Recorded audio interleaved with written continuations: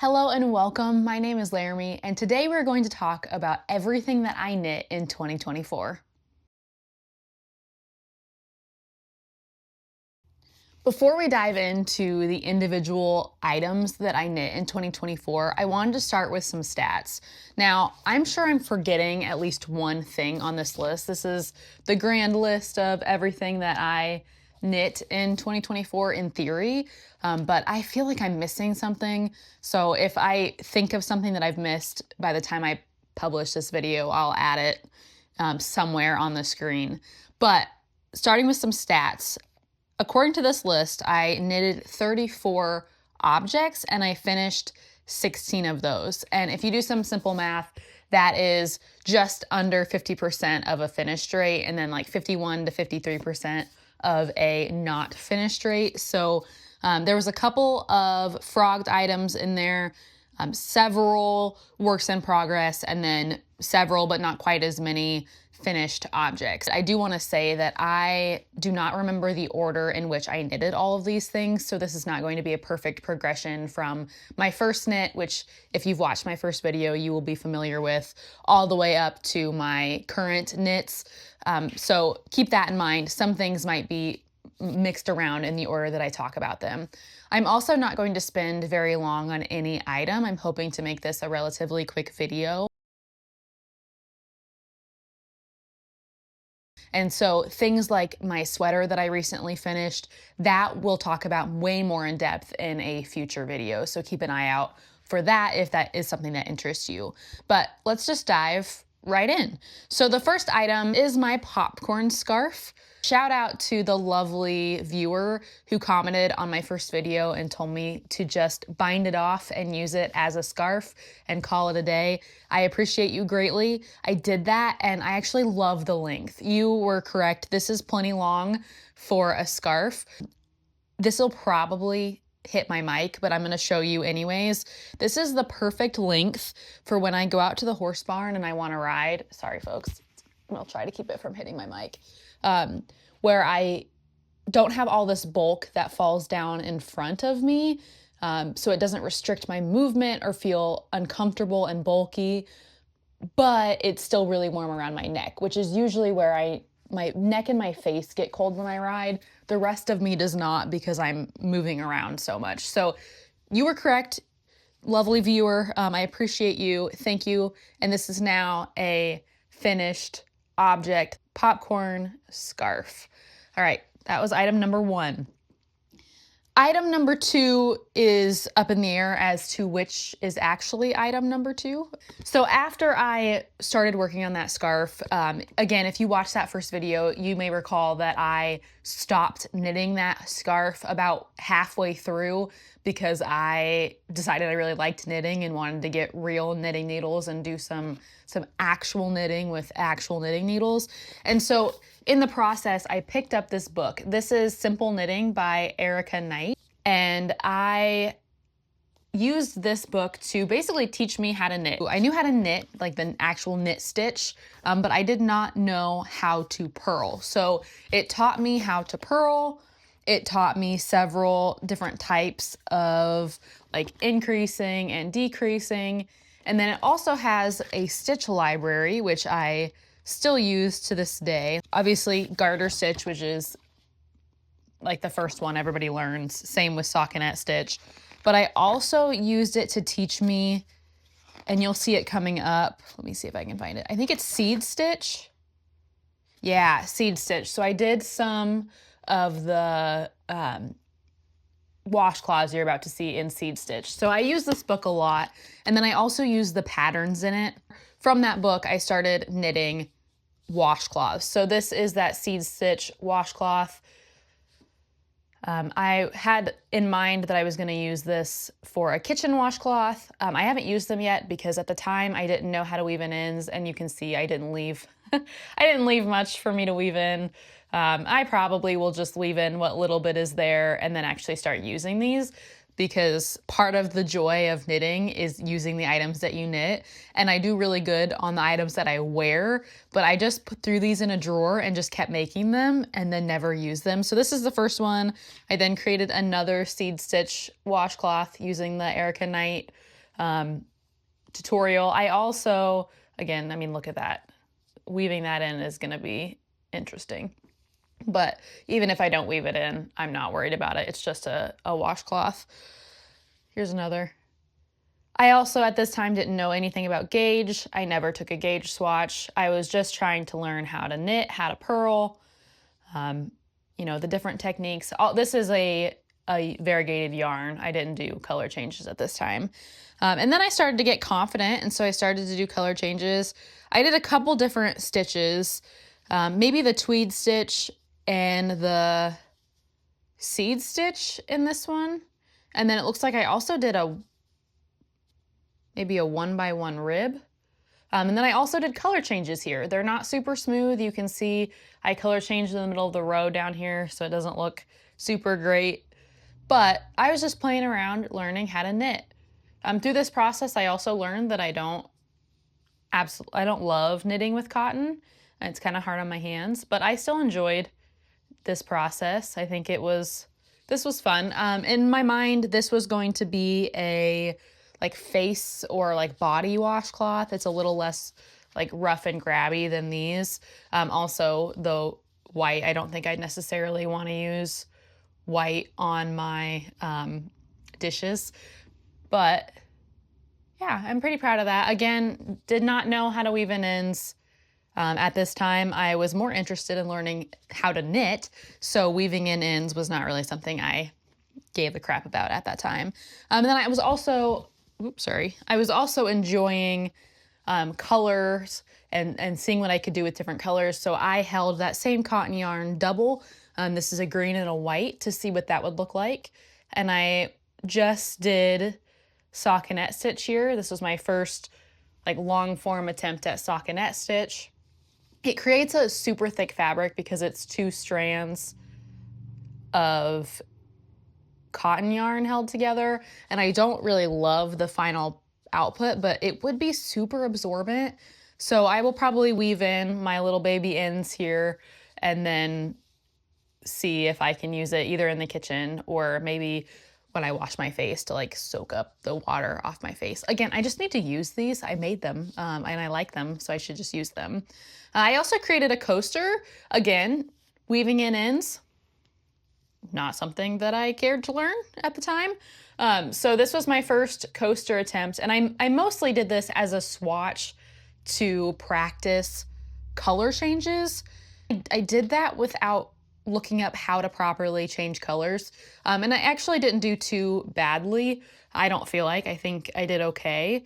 So I decided once I got through this, again, it's that same green and white yarn, and then you can see all my little ends. At least I left longer ends to weave in this one. Maybe I was starting to realize that like length on your woven in ends is probably a good idea. But I'm pretty happy with the way it turned out. I actually used this. You can see there's a little coffee stain or a tea stain right here. I actually use this at my office as my coaster, and instead of weaving in the ends, I just fold it back, you know, and tuck the ends behind so it looks completed, but it's not. So, you know, my little coaster that I use at work. And then I decided to make a hat. Now, at this point, I had a ton of cotton yarn still because I had picked up a bunch of cheap cotton yarn at Joann's. And so I knitted this hat in cotton. Now, cotton, maybe not the best hat material there ever was. However, I did enjoy knitting this, and I actually really like this hat. So it was knitted flat and then seamed together, which I think the seam is right here. I don't know if you can see that, but I wear this hat more than I thought I would since it is cotton. I wear it in the fall a lot when we're just getting that transition from summer to cooler weather, and it's not cold enough to wear like a thick, nice headband, but it's also just cool enough that my ears are starting to feel it a little bit. So I actually wear this hat a lot. Now I have a bun here, so you'll be able to see that. I wear it more as a slouchy hat, even though I actually knitted it as a folded over hat. And I do, if it's starting to get a little bit colder, I do flip it over and I wear it, again, I usually don't have a bun on top of my head when I'm doing this, and I wear it as a folded over hat. But I actually really like this hat. It's almost cold enough in here that I could just leave this hat on, and I might just leave it on for this because I'm kind of enjoying it. But yeah, that was my first article of clothing that I ever knit.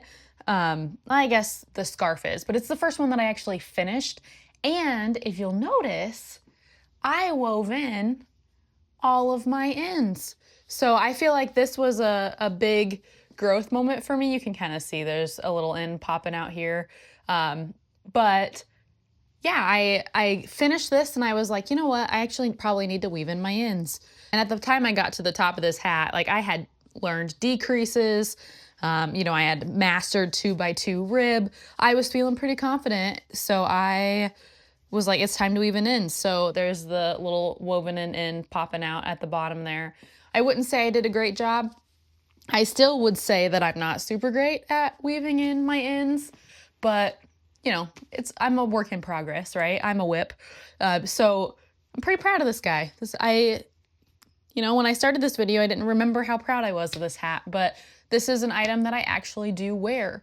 And then from here, the order of things gets really fuzzy. I think I got this hat done, and then I was super confident that I could do anything at this point. I could make whatever the heck I want to make. So I think I actually casted on a sweater next. If I'm remembering correctly, I casted on a sweater. And after reading the Erika Knight book, and I read it cover to cover before I actually started knitting out of it, I started looking for YouTubers and people I could follow. And I came across Made in the Moment first. And Made in the Moment has a tutorial online that tells you how to knit a raglan sweater, like a simple raglan sweater. And it was a great video. I really enjoyed watching it. I actually watched it several times. I'm gonna put that bag down so it stops crinkling. I watched it several times before I decided to use yarn that I had gotten at Goodwill to create a sweater. So this is actually the first sweater that I ever attempted. Now, I did make it a t-shirt. I did cut these sleeves off. Big squishy neckline. I'm trying to hide my face so that you can see it. I did stripes, which is recommended by Made in the Moment in that video, but I did not follow the pattern that they follow. And then here at the bottom, I am still working on that. I believe it might be a 2x2 rib there at the bottom. So I still have a set of needles in this. I still have all the yarn just piled in my lap right now. But I didn't like this sweater when I got to the bottom. Now, that has nothing to do with Made in the Moment or the pattern. I tried to improvise and make like cuffed short sleeves, and I didn't understand the idea of decreasing all the way around. So I just decreased in one spot, which puts I don't know if you can tell here where it's got that like shape. I don't know if you can see this. It's got this like shape and bulk here in the armpit area that makes it very uncomfortable to wear. And so what I need to do now that I'm way more confident with my knitting and I understand the concept of like ripping back and how to pick up those stitches and then change what you've done, I think I do actually want to finish this like t-shirt and maybe rip back to the sleeves, decrease much more efficiently and correctly, and make it not as bulky in my armpit, and then finish the bottom. I probably won't go much farther. I'll probably leave it as a cropped t-shirt and then call it a day. So I think that's what I'm going to do. The reason that I stopped knitting this sweater was because I did not like how the underarms were, how it was so much bulk in those armpits. And I wasn't knowledgeable or confident enough to figure out how to go back and do those sleeves correctly. And so I just stopped knitting the sweater. But I really like the way this sweater fits and exists on me other than that. So I think I will this year sometime rip back these sleeves and then just do them again properly. So I'm very excited to do that and get that done. But this is the first sweater that I technically casted on, though it is not complete, which is why I don't count it as as my first official sweater, because I didn't ever actually finish it. So then I realized I really liked knitting sweaters and I actually wanted to follow a written pattern. So I casted on another work in progress. At this point, I had found Taylor Earle's Wool Needles Hands podcast. So I've been watching a lot of Taylor Earle. She loves fisherman wool, which is the Lion brand fisherman wool. It's just like a regular non-superwash wool. And so I started knitting, and let me make sure I don't mess up her name. Her name is Florence Miller, and she does the step-by-step sweater, which is a free pattern, and then she also has free tutorials that go with it. It is an excellent pattern. Florence Miller is absolutely lovely. I do enjoy watching her videos, and I really like her patterns. And so I casted on her step-by-step sweater, and I got about to just underneath, like just right at my rib cage, like right here is where it stops. And I haven't picked up to knit the sleeves or anything. And the reason that I stopped knitting here was because I have pretty sensitive skin, and I don't know that the fisherman wool or the fisherman's wool is the right yarn to have next to skin for me. I love the way it looks. I actually love the way it feels on my hands, but it's pretty scratchy when you put it on. I think the knitting community might say that it has tooth, or it is rustic. It is a pretty rustic yarn, but I am pretty happy with the way this looks. I love this pattern. I think next time I would do a rolled neckline, because I love the look of a rolled neckline. That's just something I've learned since I've been knitting more and more garment kind of items. But I am still debating whether or not I want to finish this or if I want to frog it. I think I made it too tight to wear as like a garment that goes on top of things, but I could if I had like a tight undershirt. So the reason I haven't done anything with it is because I am still debating whether I'm going to finish it or frog it. And I might frog it and then re-knit it in a one size larger. And I wouldn't feel bad about doing that. I don't feel like I wasted my time, or, it's a waste if I frog it and then restart it, because I learned so much about knitting when I knit this sweater. I think this was my first attempt at short rows, possibly, because the back is clearly higher than the front, and I can't exactly remember what the pattern called for, but I think she does have you do maybe German short rows so that you can lift that back up so that it sits quite nicely on your neck. So this was a huge learning curve for me. I learned a lot when I was knitting this sweater. So what I will probably do is I will probably frog it and then re-knit it in a larger size. Or I may just finish it and then block it and hope that it stretches big enough that I feel like it's comfortable over top of something else. But that's where I'm at with that sweater. This was not I give up kind of work in progress that I just like moved on. I feel like the sweater by Made in the Moment is I realize I like knitting this type of garment, but I want to do it now with more planning and forethought. Then I stopped knitting this because I just wasn't sure if it was the right choice in terms of yarn and how I was planning on wearing it. So I stopped doing this because I just wasn't sure how I felt about it. And my gut reaction to it is that I want this sweater, but I don't know if the state that it's in now is the way that I want it. So that's why it's still a work in progress and I haven't just frogged it.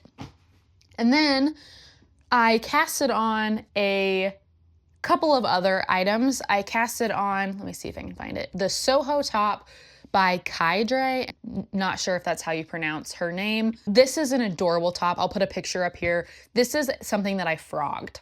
Now, I did not use the yarn that was called for in the pattern, which if you've watched any of my videos, you've probably picked up on that I'm really bad about just improvising and using whatever yarn I have on hand as opposed to following the yarn in the pattern. So I used a cotton yarn, and it was a more high quality cotton yarn than the cotton that I used for my washcloths. And then I held it with a strand of Surrey alpaca. And so this is the swatch for it. I no longer have the top because frankly, I hated knitting it.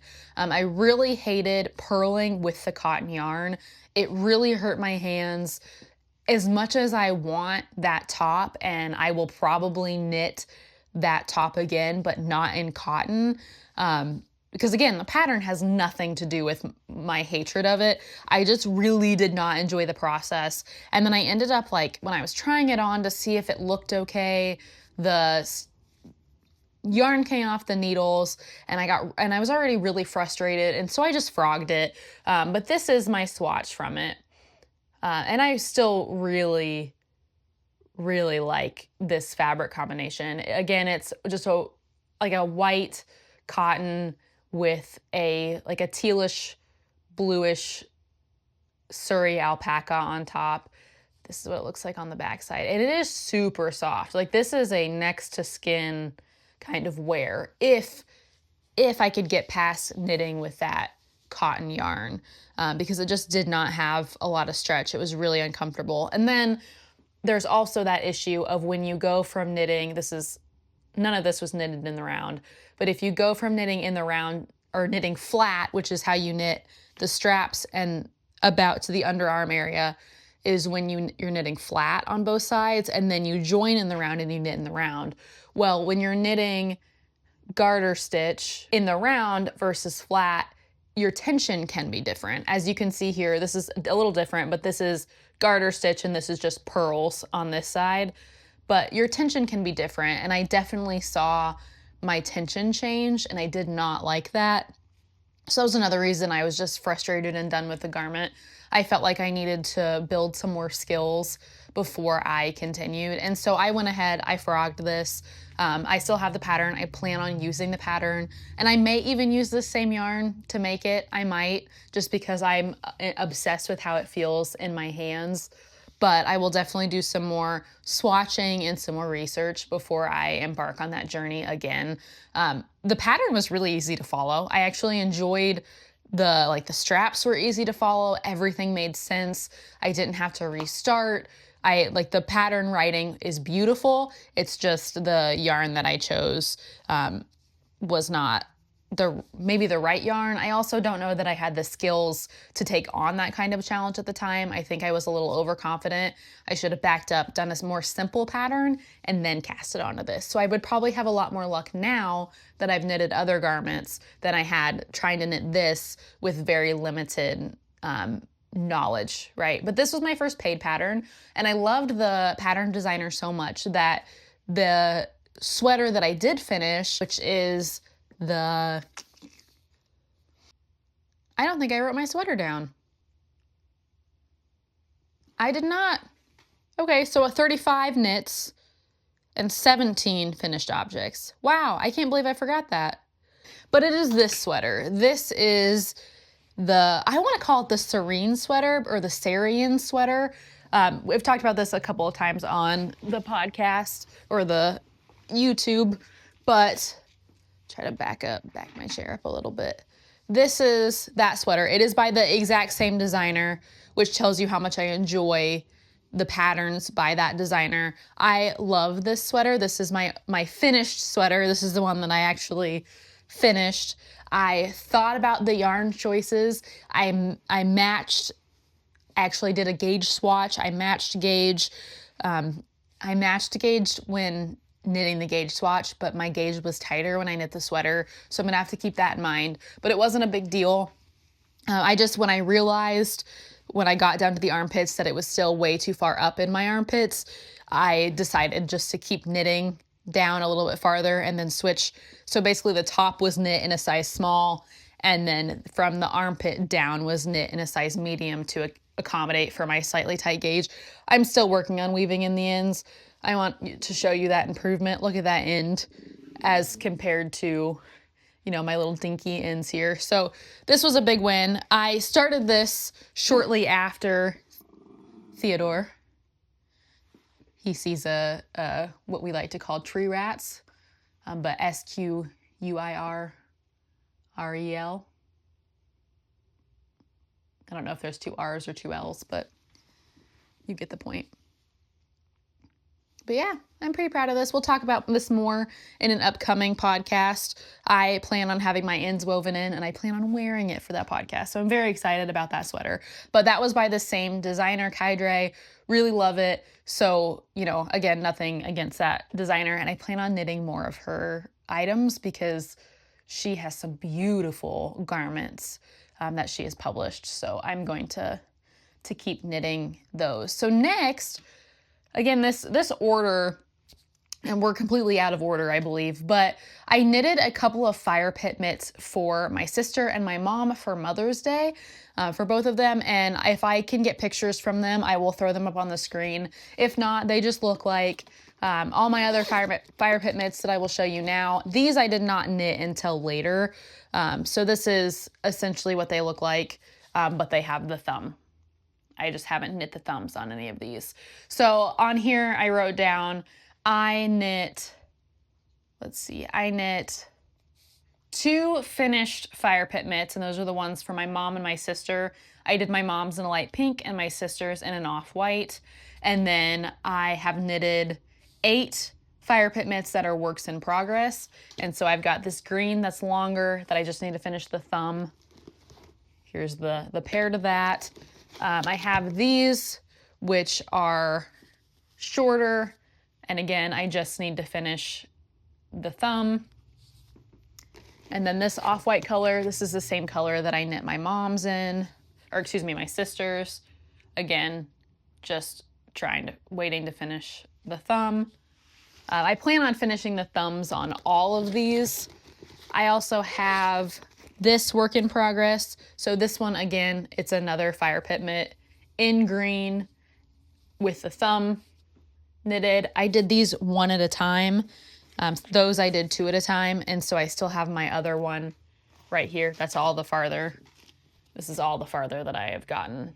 Come on these. I like to knit these in meetings at work, and I haven't had any meetings lately. So that's why this hasn't gotten very far, because it's so mindless. I can do it without looking, and then I can still pay attention in the meeting and look like I'm paying attention in the meeting while I'm knitting. So these are intentionally not done because I'm saving them for meetings.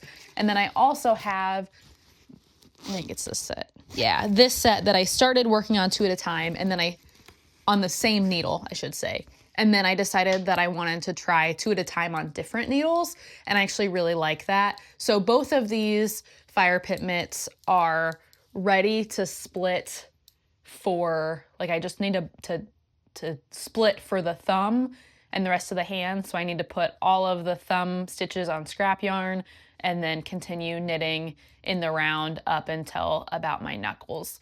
So those I'm pretty close to being done. I just put them by the wayside because I mostly just like to have a pair of fire pit mitts or some kind of glove on the needles at all times. So that's those. So that's all my 10 pairs of fire pit mitts plus the 2 that I completed for my mom and my sister back in May. Loom pumpkin. So I knitted this with a loom. So loom knitting from this kit that I got at Target with my sister. It looks like Mondo Llama is the brand. Yeah, at Target. And I knitted this one. I still have these 2 to make. I'll probably save them for next fall. But yeah, pretty straightforward. Loom knitting is incredibly easy, especially if you already understand the concept of knitting. That's my pumpkin. He stays out all year round because he's cute. So I knitted that. Let's keep going down.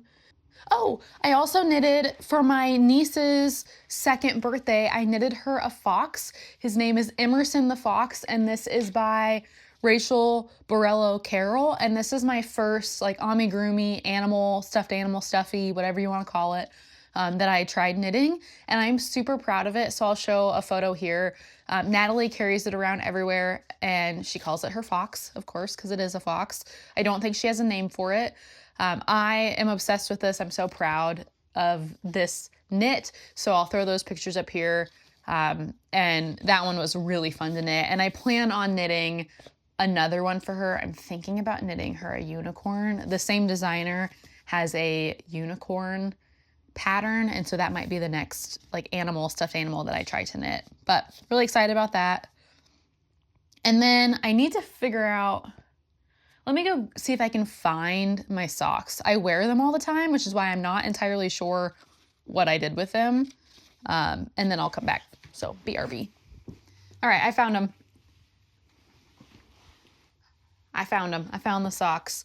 So this is the first pair of socks that I knit. I have talked to you all extensively about this in previous videos. So if you missed those and you want to learn more about my first attempt at sock knitting, one of the previous videos has it.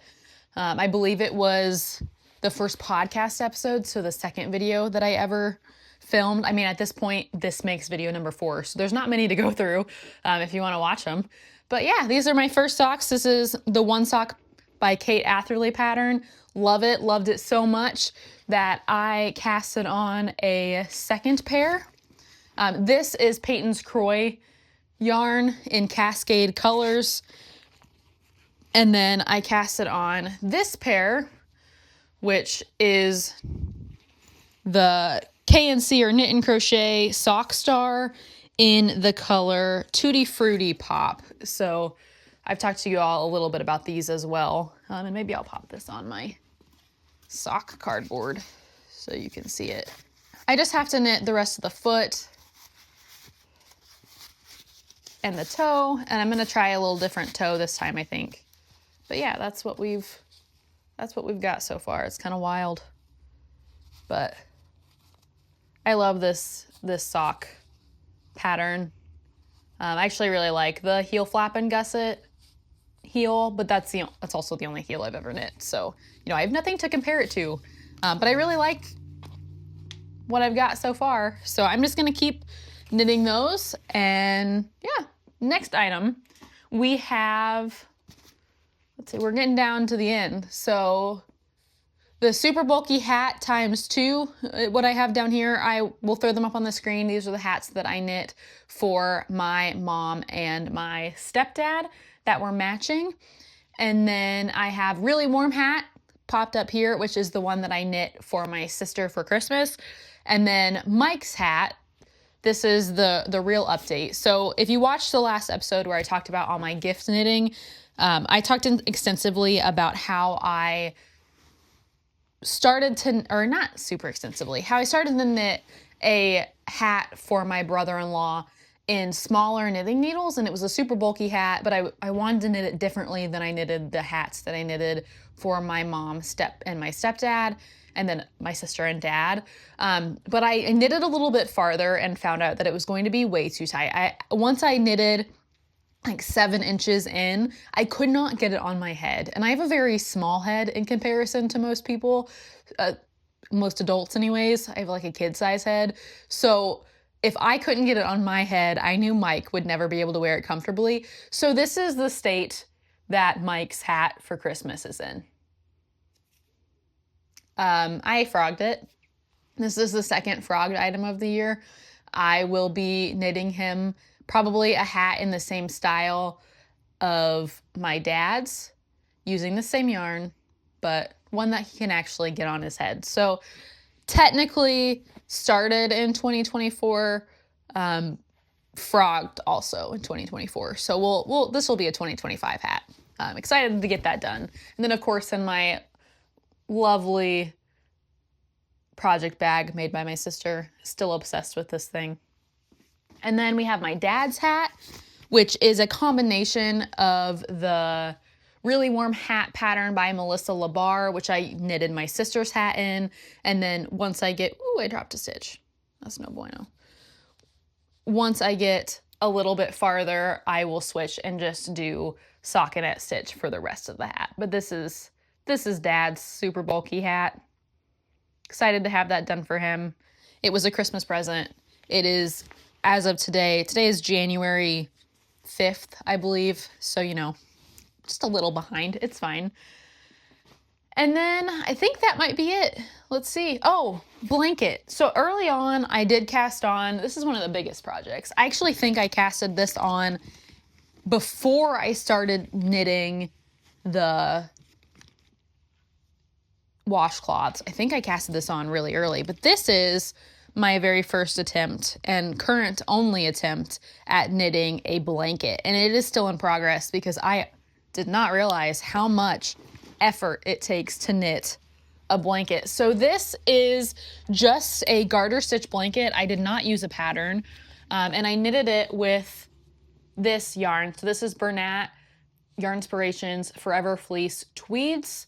I believe it is now discontinued. This is the color Bark Tweed. I was able to get 9 skeins of this, and I'm just gonna knit this blanket to however far 9 skeins of yarn gets me. I think this is 3 skeins, so this might be a pretty big blanket. I can't spread it out completely because the needles that I have are not that long, but it is so squishy and it is so soft. I'm really excited to have this complete and be able to curl up. It is heavy. I kind of knitted it thinking, like, I knew it was gonna be pretty heavy and I wanted it to be like lighter than, but similar to a weighted blanket. And it is definitely on the track to being that because man, oh man, this is a hefty blanket. But I just think it is so pretty. And I wish you could reach through the screen and feel how absolutely squishy and soft it is, because it's gonna be a great blanket, you know, when I finish it in 3 to 5 years. But I'm working on it. Every so often I knit another couple of rows. I'm not in a hurry to get this done. It's just a fun project when I want to knit something bulky and big, and I just want to do a row or two. This is the thing that I pick up. So I think that might be it. Editing Laramie here. I forgot to talk about my 2 reversible headbands that I attempted to make this year. Neither of these are done. If you want to learn more about the process of this, go back and watch my gift knit video. I talk way more about that in this video, but neither of these are done. I do plan on finishing them. I just have to do some fixes to this one and then it'll be done. And then this one, I just have a couple inches left. But yeah, so these are 2 more knits that I forgot to talk about. Editing Laramie again from a few days in the future. I also forgot that right after I knitted Emerson the Fox for my niece, I also knitted this little Dachshund puppy for Theo, just as a toy, with the same yarn that I used for Emerson the Fox. Then I'll put the pattern on the screen.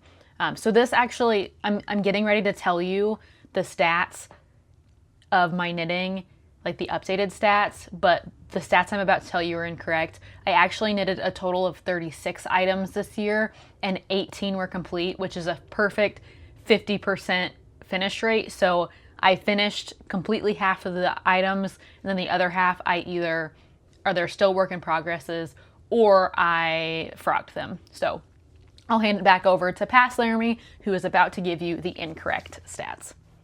That was the 35 items that I knit in 2024.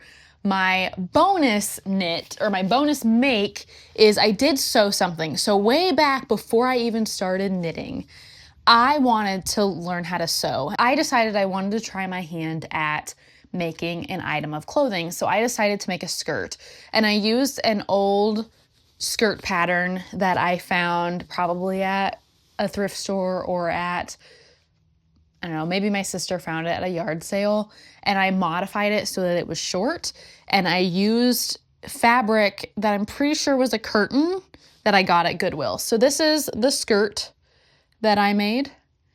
I even put in darts. I learned how to do darts. It has a zipper.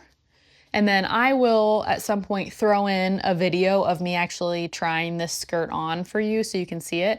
I am pretty proud of this. Curtain fabric, fun fact, not a good fabric to wear. It's very non-stretchy. It doesn't really move with your body.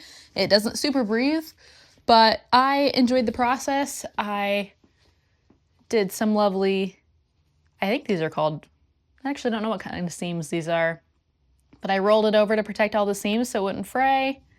Did the same here. I used my vintage 50s sewing machine to do all of this because the only sewing machine I own is ancient. You can see there's still some fraying happening, but that's my dart. I absolutely used a fountain pen to mark where my darts were.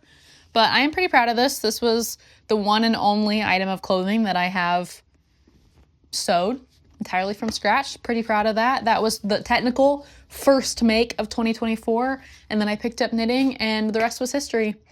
But thank you for watching this incredibly long and wordy video of me talking about the 35 items. I cannot believe that I forgot to write my sweater, the biggest make of the year, on this list. And I completed 17 of those. So pretty proud of that. That might bring my percentage up to 50%. I don't know, or closer to 50%.